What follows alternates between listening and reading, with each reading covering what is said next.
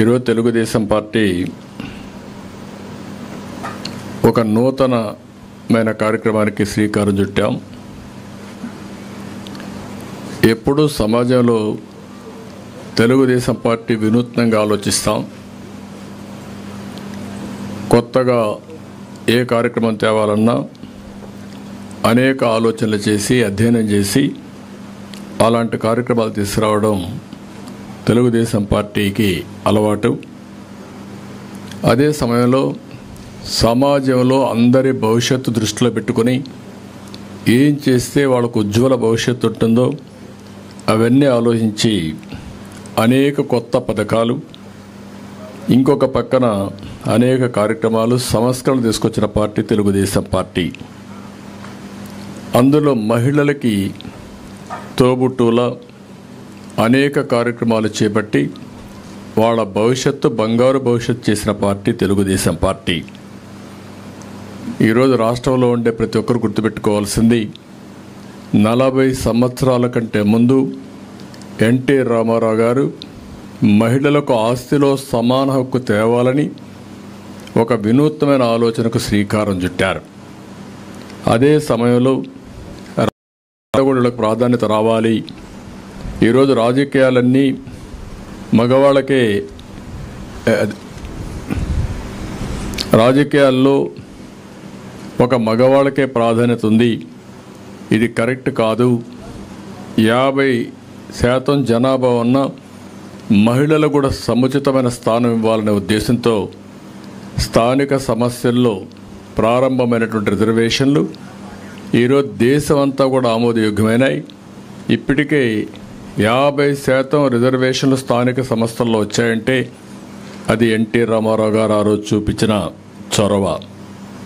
అదే సమయంలో ఇప్పటికి మీరు చూస్తే దగ్గర 22 కొత్త పథకాలు తీసుకొచ్చాం. ఒకప్పుడు మీరు చూస్తే ఎడ్యుకేషన్కే ప్రాధాన్యత లేని పరిస్థితి నుంచి ప్రతి 1 కిలోమీటర్కి ఎలిమెంటరీ స్కూల్, 3 కిలోమీటర్కి అప్పర్ ప్రైమరీ స్కూల్, 5 కిలోమీటర్ల హై స్కూల్, మండలానికి ఒక జూనియర్ కాలేజ్, రెవెన్యూ డివిజన్కి ఒక ఇంజనీరింగ్ కాలేజ్, ఒక జిల్లాకు ఒక మెడికల్ కాలేజ్ సమైక్య ఆంధ్రప్రదేశ్లో పెట్టిన పార్టీ తెలుగుదేశం పార్టీ. అంతటితో ఆగలేదు.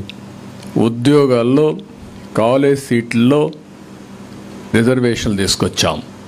33% రిజర్వేషన్లు దేశంలో మొట్టమొదటిసారిగా ఆడబిడ్డలకు ఉద్యోగాల్లో, అదే మరిగా విద్యా సంస్థల్లో రిజర్వేషన్లు తీసుకొస్తే వాళ్ళ జీవితాల్లో ఎంతో మార్పు వచ్చింది. ఇదే కాకుండా డాక్రా సంఘాలు పెట్టాం. డాక్రా సంఘాలు పెట్టి చదువుకోని మహిళల్ని ఎక్కడికక్కడ చైతన్యం తీసుకొచ్చి నాయకత్వ లక్షణాలు పెంచి పొదుపు ఉద్యమం చేసి రివాల్వింగ్ ఫండ్ ఇచ్చి వాళ్ళని ఒక శక్తివంతమైన ఆర్గనైజేషన్గా తయారు చేశాం. ఈరోజు మీరు చూసి దేశంలో ఎక్కడా లేవు. ఏ ఊరికి పోయినా ఏవైతే డాక్రా సంఘాలు ఉన్నాయో, సెల్ఫ్ హెల్ప్ గ్రూపులు ఉన్నాయో ఇవి ప్రపంచానికే ఆదర్శమైనాయి.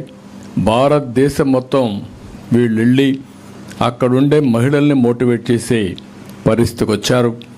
ఇంట్లో ఏదైనా అవసరాలుంటే ఆర్థిక స్వావలంబనతో వాళ్ళ కుటుంబాన్ని ఆదుకునే పరిస్థితి తీసుకురావడం జరిగింది.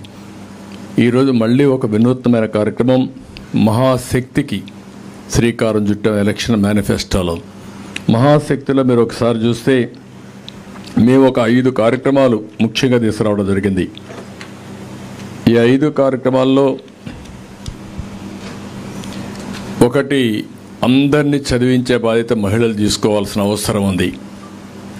అందుకనే ఈ కార్యక్రమాలు మనం చూస్తే ఏడాదికి 15,000 రూపాయలు చొప్పున ఎంతమంది పిల్లలుంటే అందరికీ వర్తింపజేసే విధంగా తల్లికి వందనం తీసుకొచ్చాం. ఇంత మునుపు ఆంక్షలు పెట్టారు. దీనివల్ల అనేక సమస్యలు పరిష్కారమయ్యే అవకాశం కూడా వస్తుంది. అంటే ఒక కుటుంబంలో 2-3 పిల్లలుంటే మగ పిల్లల్ని చదివించడం, ఆడపిల్లల్ని పెళ్లిళ్ళు చేసి బాధ్యత తప్పించుకోవడం ఇలాంటి జరిగే సమయంలో ఇంట్లో ఎంతమంది ఉంటే అంతమందిని చదివించే అవకాశం వస్తుంది. దీనివల్ల ఆడపిల్లలకు ఈ గౌరవం దక్కుతుంది, వెసులుబాటు వస్తుంది. అదే సమయంలో నేనే ఆ రోజు దీపం కార్యక్రమం తీసుకొచ్చాను. మా ఇంట్లో మా తల్లిని చూసేవాడిని. చిన్నప్పుడు చాలా కష్టపడేది. అలాంటి సమయంలో నేను ముఖ్యమంత్రిగా సమైక్య ఆంధ్రప్రదేశ్ ఉన్నప్పుడే ఇంటింటికి వంట గ్యాస్ ఇవ్వాలని ఉచితంగా గ్యాస్ సిలిండర్ని నేను ఆ రోజు శాంక్షన్ చేసి ఇంటింటికి ఇచ్చాను. అదే మరి సబ్సిడీలు ఇచ్చాం. దీనివల్ల ఎక్కడైతే కట్టెల పొయ్యి పెట్టే అవసరం లేకుండా పోయింది. నాగరిక ప్రపంచంలో ఒక్క అడుగు మహిళలు ముందుకేసే పరిస్థితికి వచ్చారు. కానీ ఈరోజు మళ్ళీ రేట్లు పెరిగిపోయి గ్యాస్ కనెక్షన్ కూడా ఇంట్లో పెట్టే పరిస్థితి వస్తే ఈరోజు మళ్ళా ముందుకు వచ్చాం. 3 గ్యాస్ సిలిండర్లు ఉచితంగా సంవత్సరానికి వాళ్ళు ఒక నిర్ణయం చేశాం. దీనివల్ల దగ్గర ఒక 3,500 కోట్ల రూపాయలు ఆదా అయ్యే పరిస్థితి వస్తుంది. ఇది కాకుండా మహిళలు ఎక్కడికి వెళ్ళినా ఉచిత ప్రయాణ సౌకర్యం ఏర్పాటు చేశాం. ఒక నమ్మకం, బయట పోతే ఒక గౌరవం ఉండాలి. అదే మరి మహిళలకు సముచితమైన గౌరవం ఇవ్వాలన్న ఉద్దేశంతో ఉచిత ప్రయాణ సౌకర్యం ఏర్పాటు చేశాం. ఇది కాకుండా ప్రతి ఒక్క మహిళ 18 సంవత్సరాలు పూర్తయిన అందరి మహిళలకు 59వ సంవత్సరం వరకు నెలకు 1,500 రూపాయలంటే సంవత్సరానికి 18,000 రూపాయలు ప్రతి ఒక్క మహిళకి ఇస్తున్నాం. ఆ ఇంట్లో ఎంతమంది ఉంటే అంతమంది మహిళలకు ఈ డబ్బులు ఇస్తే వాళ్లకు ఇది ఒక వెసులుబాటు వస్తుంది, పెట్టుబడి నిధిగా వస్తుంది, వాళ్ళు చేయాలని పనులు చేసే పరిస్థితికి వస్తుంది. ఆ విధంగా ఈ కార్యక్రమానికి శ్రీకారం చుట్టాం. అదే మరి ఏ మహిళ కూడా త్రాగునీటి ఇబ్బంది లేకుండా ఇంటికే కొళాయి పెట్టి ఒక ప్రొటెక్టెడ్ వాటర్ స్కీములు పెట్టి ఒక మంచి నీళ్ళన్నీ ఇవ్వాలని, మినరల్ వాటర్ టైప్లో మనం ఇవ్వాలని దీనికి కూడా ఒక కార్యక్రమం క్రియేట్ చేశాం.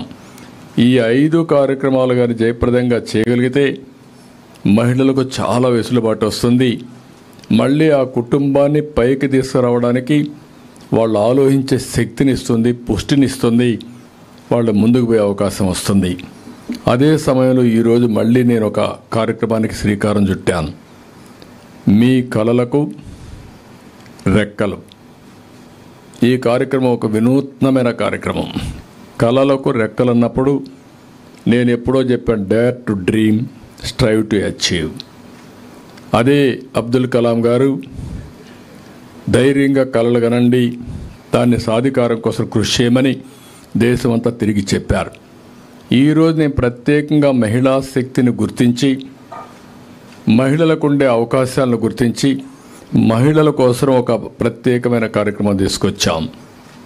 ఇది మామూలుగా అందరూ కూడా ఇంటర్మీడియట్ చదువుకోవడం, అక్కడి నుంచి పెద్దల ప్రోత్సాహం లేకుండా పోవడం, నిధుల కొరత రావడం, ప్రభుత్వాలు కూడా ఉదాసీనంగా ఉండడం, అంటే వాళ్ళకు ఆలోచనలు ఉన్నాయి, ప్రపంచంలో రాణించే శక్తి ఉంది, ప్రపంచానికి సేవ చేసే నాలెడ్జ్ ఉంది, అదే మరి ఒక కళ కూడా ఉంది వాళ్ళందరికీ. కానీ ఆ కళలు సాధికారం కావాలంటే ఎక్కడికక్కడ ఆర్థిక ఇబ్బందులు, కుటుంబంలో నిరుత్సాహం, చదివించాలంటే ముందుకు రాకుండా పోయే పరిస్థితి వస్తూ ఉంది. అందుకే ఈ కార్యక్రమంలో మీరు చూస్తే మొత్తం ఎవరైతే ఆడపిల్లలు చదువుకోవాలనుకుంటారో గవర్నమెంట్ స్కూల్స్ కానీ గవర్నమెంట్ ఇచ్చే స్కాలర్షిప్లని తీసుకుంటూనే ఇంకా బాగా చదువుకోవాలి, లేకుంటే శిక్షణకి వెళ్ళాలి, స్కిల్ డెవలప్మెంట్కి వెళ్ళాలి, అదనంగా నాలెడ్జ్ నేర్చుకోవాలి అనుకునే ప్రతి ఒక్కరికి ఎంత డబ్బులైనా తీసుకొని చదువుకునే విధంగా తెలుగుదేశం పార్టీ ఒక కార్యక్రమాన్ని తీసుకొచ్చాం. దీనివల్ల వాళ్ళందరూ బ్యాంకు లోన్ తీసుకుని స్వేచ్ఛగా వాళ్ళు చదువుకునే అవకాశం వస్తుంది. ఏదో స్కాలర్షిప్లు అంటే ఒక 10 కోట్లు 20 కోట్లు ఇవ్వడం, మధ్యలో దాన్ని నిలిపేయడం, వీళ్ళు చదువుకు ఆపేసే పరిస్థితికి వస్తున్నారు. ప్రపంచంలో బ్రహ్మాండమైన అవకాశాలు ఉన్నాయి. నాకు ఒక విశ్వాసం కూడా ఉంది.